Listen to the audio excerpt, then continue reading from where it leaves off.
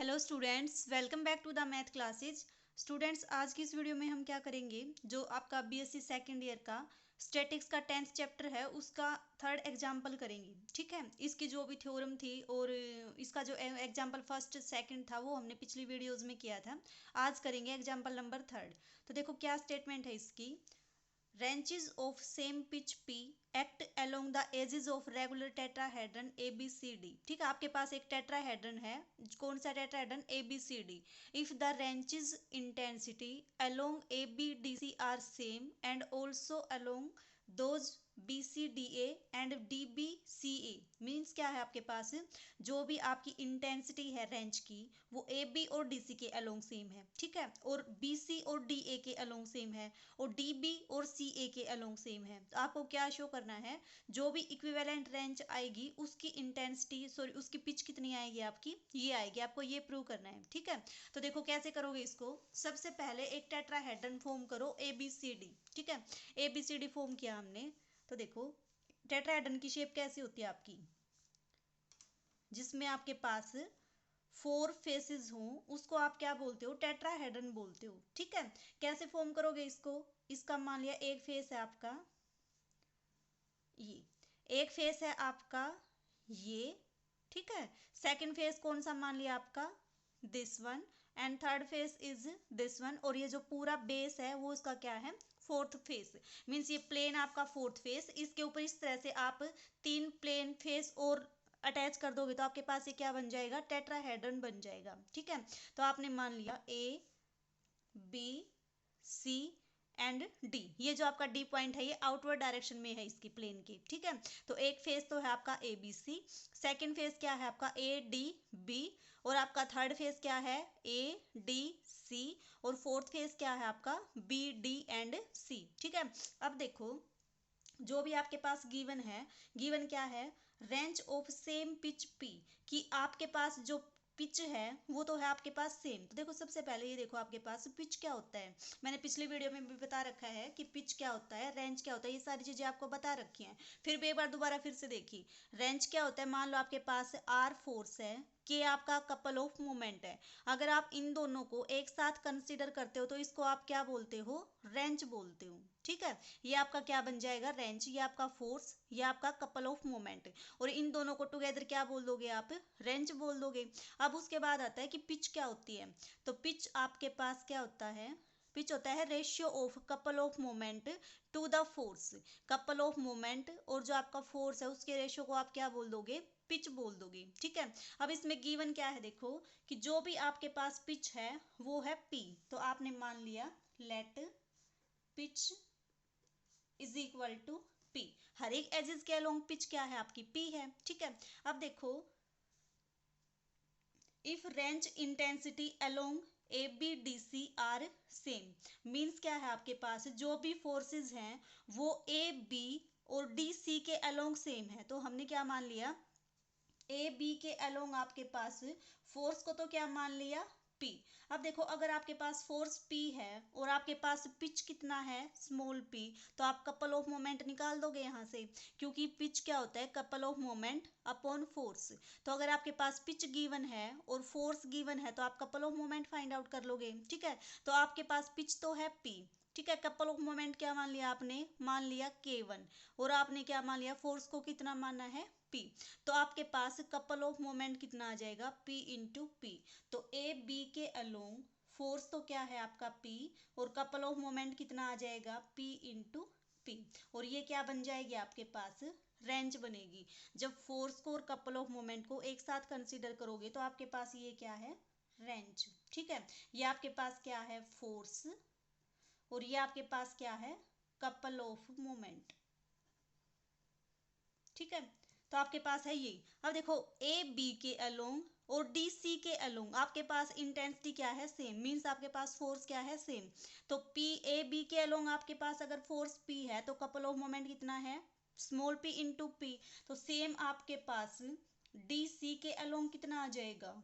P and PP। ये आपके पास क्या आ जाएगी? रेंज आ जाएगी। ठीक है, अब उसके बाद देखो BC और DA के अलोंग सेम है, तो आपने मान लिया BC के अलोंग जो आपका फोर्स है उसको कितना मान लिया आपने? BC कहाँ पे है, BC आपका ये है, ठीक है। तो इसके अलोंग आपने क्या मान लिया, इसके अलोंग आपने मान लिया, इसको P माना है तो इसको आप Q मान लो।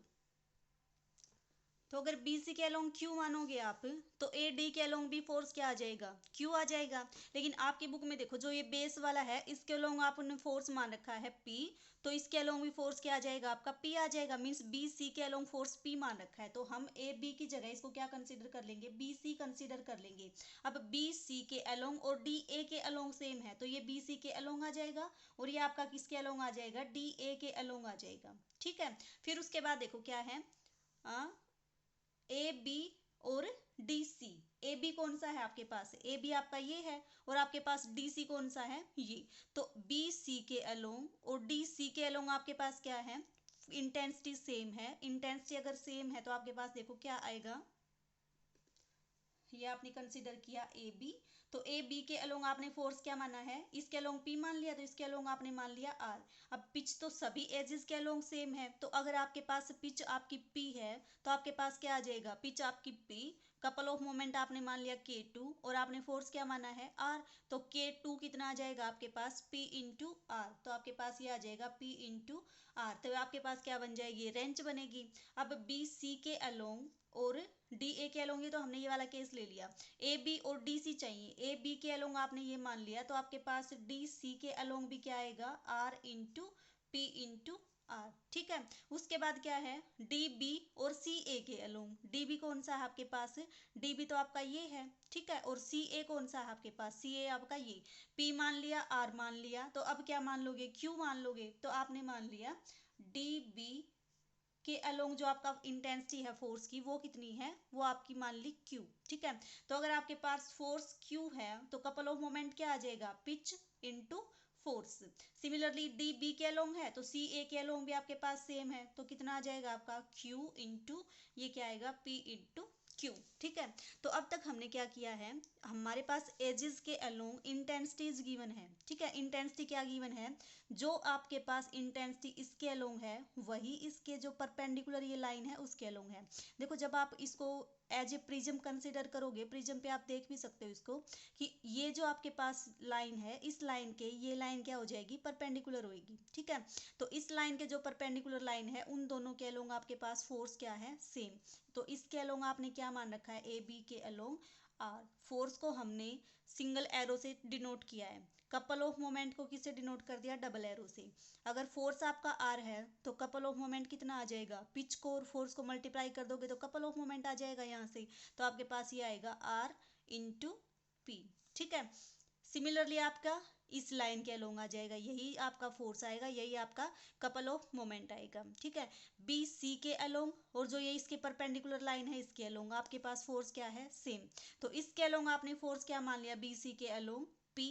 तो आपके पास कपल ऑफ मोमेंट क्या आ जाएगा, जब आप इस फोर्स को जो आपकी इंटेंसिटी है उससे मल्टीप्लाई कर दोगे, जो पिच है उससे मल्टीप्लाई कर दोगे, तो आपके पास क्या आ जाएगा, कपल ऑफ मोमेंट आ जाएगा। तो आपके पास ये क्या आ जाएगी, इसके अलोंग रेंज, जो रेंज आपकी इसके अलोंग है वही जो इसके परपेंडिकुलर लाइन है इसके अलोंग है, ठीक है।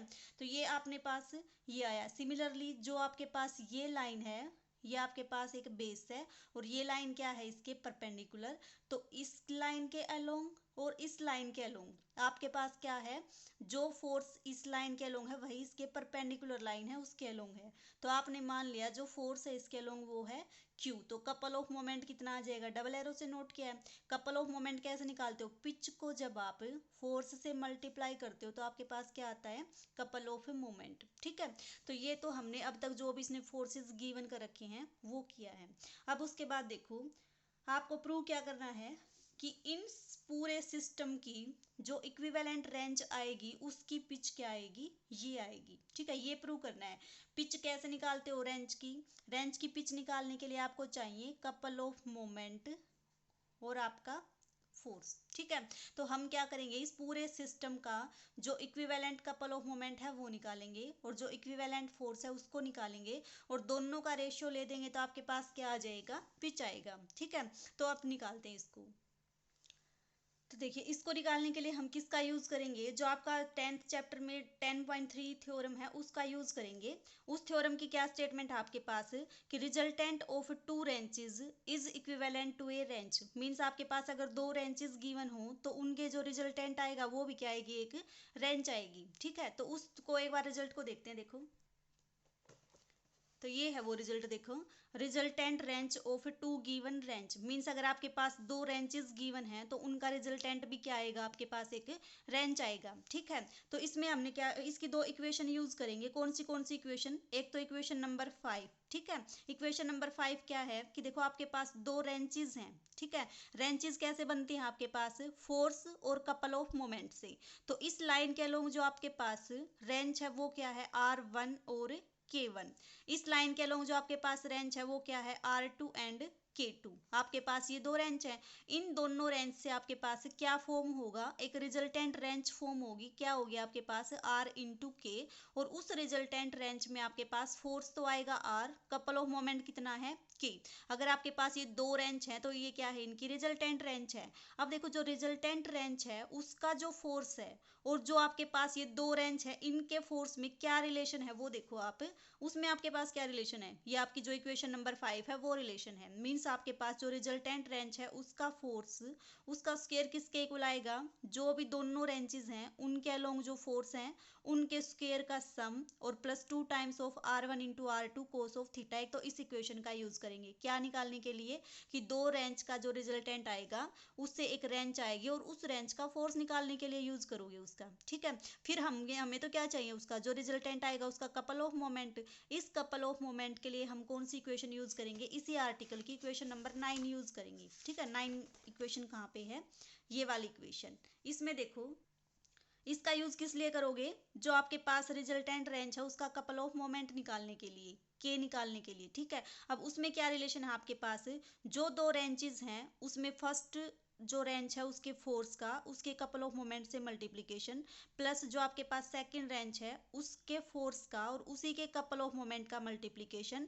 प्लस जो आपके पास फर्स्ट रेंज है उसका couple of moment, second range का फोर्स। फर्स्ट रेंज का फोर्स, सेकंड रेंज का couple of moment into cos of theta. Theta क्या है आपके पास, दोनों रेंजेस के बीच में जो एंगल है वो, plus A into R1 R2 sine of theta. R1 R2 क्या है, फोर्सेज हैं, साइन थीटा। थीटा क्या है आपके पास, जो दो रेंज है उनके बीच का एंगल। अब आपके पास बात आती है ए क्या है आपके पास, जो दो रेंज है उनके बीच का डिस्टेंस। ये जो दो रेंज है आपके पास उनके बीच का जो डिस्टेंस है वो क्या है आपका ए। ठीक है, तो हम इन दो फॉर्मूला का यूज करेंगे इस क्वेश्चन को सोल्व करने के लिए। ठीक है, तो इक्वेशन नंबर 5 का यूज करेंगे और इक्वेशन नंबर 9 का यूज करेंगे। और क्या माइंड में रखेंगे कि दो रेंज का जो रिजल्टेंट होता है वो क्या होता है, आपके पास एक रेंज होती है। ठीक है, तो अब देखिए अपना क्वेश्चन। तो अब यहाँ देखो ये दो आपके पास रेंज हैं तो इन दोनों रेंज का जो रिजल्टेंट आएगा वो आपके पास क्या आएगा, एक रेंज आएगी। हमने मान लिया वो जो रेंज आएगी वो क्या आएगी, KR1 और K1, एक रेंज ये आएगी आपके पास। सेकंड जब आप इन दोनों रेंज का यूज करोगे तो दो रेंज हैं, रिजल्टेंट क्या आएगा आपके पास, एक रेंज आएगी। और उस रेंज को आपने मान लिया R2 एंड K2।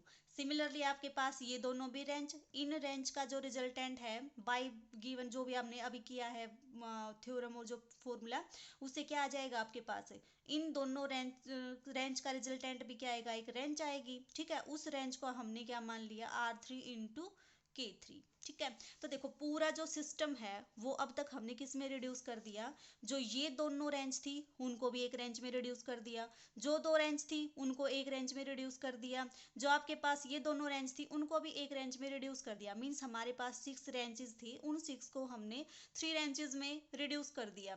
लेकिन हमें तो क्या चाहिए, रिजल्टेंट रेंज चाहिए। तो अब देखो ये आपके पास 3 रेंज हैं। ठीक है, तो अब हमारे पास एक तो फोर्स R1 आएगा, फोर्स R2, फोर्स R3 आ जाएगा। अब 3 फोर्सेज अगर आपके पास गिवन हो तो हम उनका रिजल्टेंट फोर्स निकाल देंगे। सिमिलरली हमारे पास 3 रेंजेस गिवन हैं तो सॉरी 3 कपल ऑफ मोमेंट्स है तो उनसे हम क्या निकाल देंगे, कपल ऑफ मोमेंट निकाल देंगे रिजल्टेंट। तो इन तीनों से आपके पास एक R आएगा।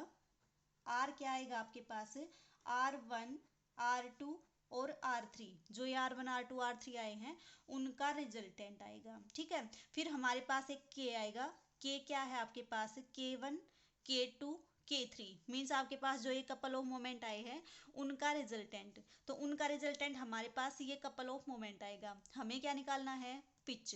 तो हमारे पास जो ये पूरा सिस्टम है उसका रिजल्टेंट फोर्स भी आ गया, उसका रिजल्टेंट कपल ऑफ मोमेंट भी आ गया। तो हम क्या फाइंड आउट करेंगे, अब पिच फाइंड आउट करेंगे। तो पिच क्या आ जाएगी आपके पास, जो आपका ये रिजल्टेंट कपल ऑफ मोमेंट आया है वो, एंड डिवाइडेड बाय जो आपका ये रिजल्टेंट फोर्स आया है वो। ठीक है, तो ये इस क्वेश्चन का पूरा फ्रेमवर्क है। आगे इसको अब सोल्व करेंगे। ठीक है, कि हमने इस क्वेश्चन में कौन से रिजल्ट यूज किए और किस तरह से इसको प्रोसीड करेंगे। ठीक है, दो रेंज गिवन थी, दोनों से एक इक्विवेलेंट रेंज आएगी बाय जो प्रीवियस थ्योरम है उससे। दो रेंज हैं उनसे एक आपके पास रेंज आएगी, दो रेंज हैं उनसे आपके पास एक रेंज आएगी। और इन R1 R2 R3 से हम रिजल्टेंट फोर्स निकालेंगे, K1 K2 K3 से हम रिजल्टेंट कपल ऑफ मोमेंट निकालेंगे। और R और K आने के बाद हम क्या फाइंड आउट करेंगे, ये पिच फाइंड आउट करेंगे। ठीक है, तो ये काम हम नेक्स्ट वीडियो में करेंगे। ये इस वीडियो में इस क्वेश्चन का जस्ट फ्रेमवर्क, नेक्स्ट इसको सोल्व नेक्स्ट वीडियो में करेंगे। ठीक है, आई होप आपको क्लियर हो गया होगा। फिर भी किसी भी स्टेप पे आपको कहीं पे भी डाउट आए तो आप पूछ लेना।